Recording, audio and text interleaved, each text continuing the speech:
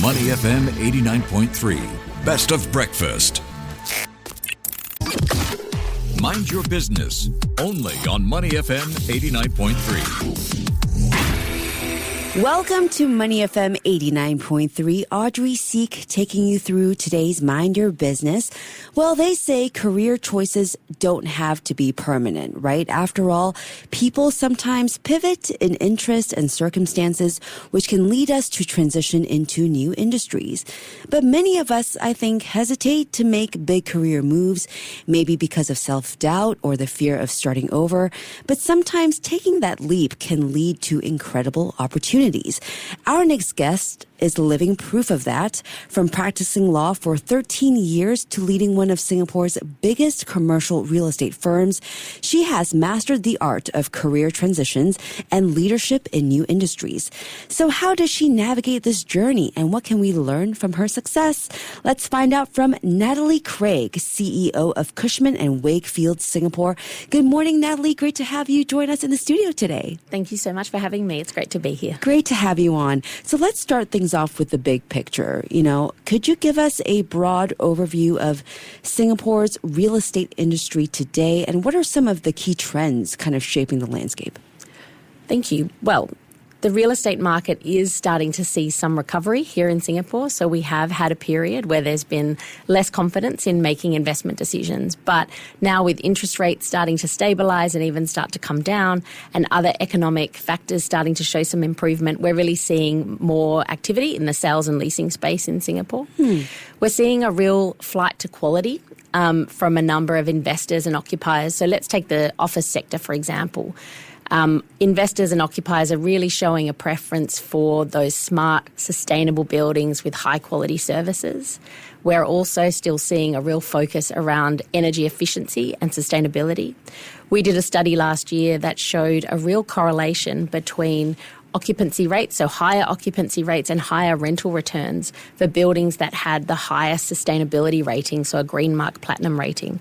So really showing that both investors and occupiers here in Singapore value energy efficiency and sustainable commitments. Okay, so we definitely want to dive into, the evolving workplace dynamics and these smart buildings that you were talking about.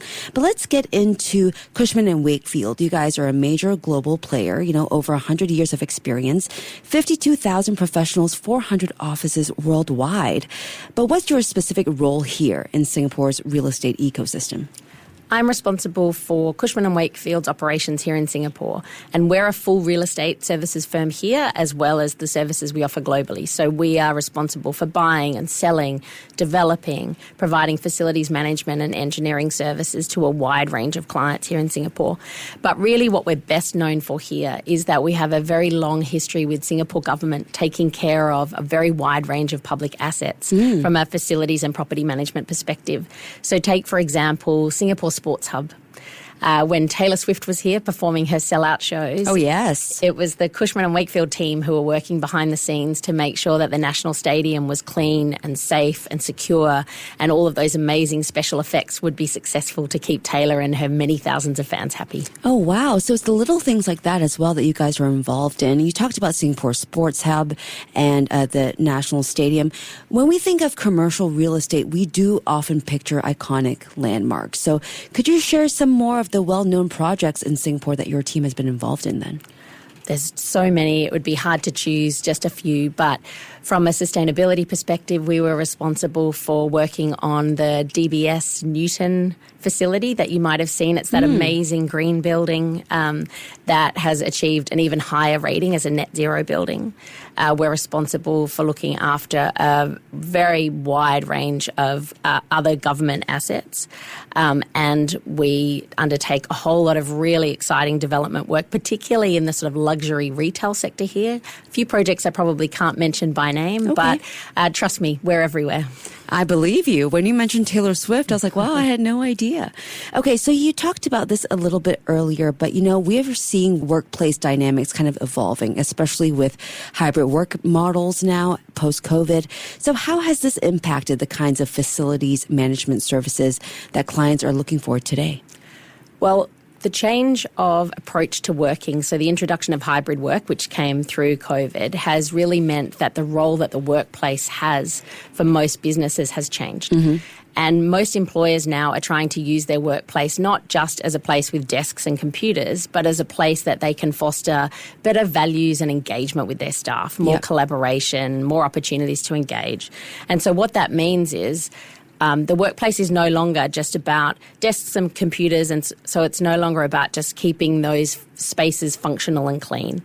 Facilities managers and real estate services providers really have to engage with employers around their overall goals for staff. They want to give staff better experience. And so we've got to be able to support that. And sometimes that means things like being involved in events planning, understanding emerging technologies and the way they're being used in the workplace and making sure that we can support them. And of course, again, sustainability goals, making sure that if companies have goals around waste reduction and energy usage, that we're able to also make those facilities work in a way that supports those goals. Yeah. So, many major facilities management trends on the rise in Singapore, like the smart buildings you were talking about, wellness-focused services maybe, or automation. And you talked about the support, but can you dive a little bit deeper into how Cushman and Wakefield is adapting to meet these changing demands? Absolutely. So we, as a company, want to be a living lab in Singapore. So everything that we provide for our clients, we want to test on ourselves. So, for example, we recently achieved a WELL V2 certification for our own workplace office. And that's a certification that demonstrates that we as an organisation have made a real commitment to our staff's health and well-being, and that the workplace itself will support that.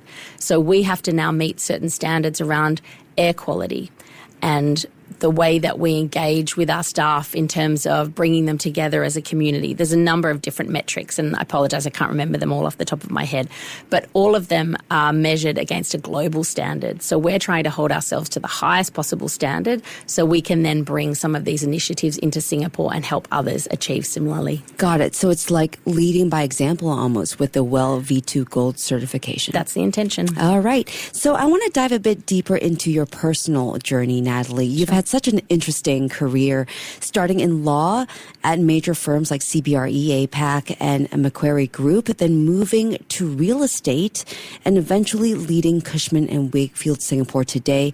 So what really inspired your transition, and what was the biggest challenge in shifting industries? I imagine it was really different.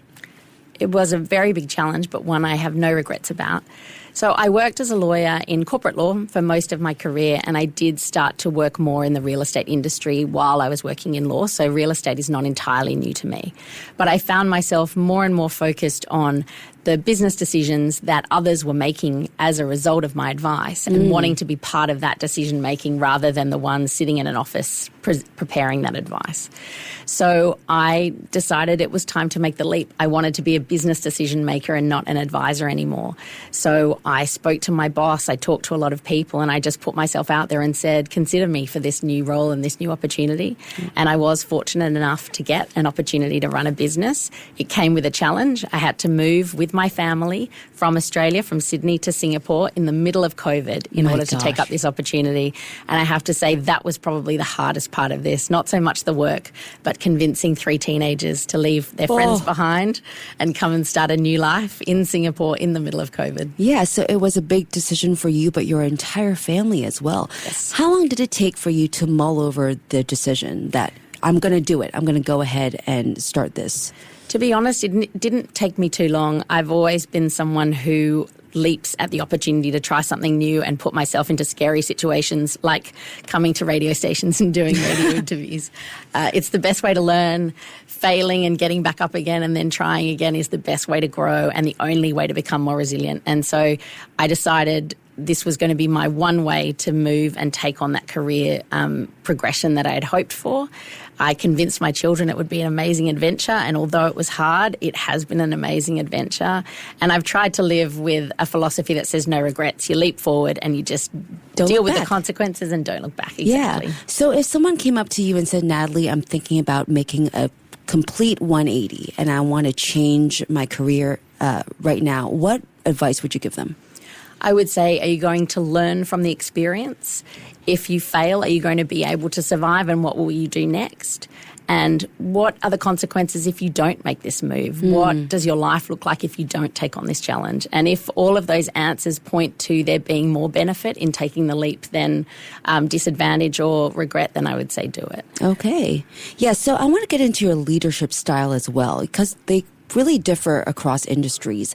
So now that you're leading a major global real estate firm, how would you describe your approach to leadership? And what's your vision for Cushman Wakefield Singapore moving forward? I'm definitely someone who believes in servant leadership.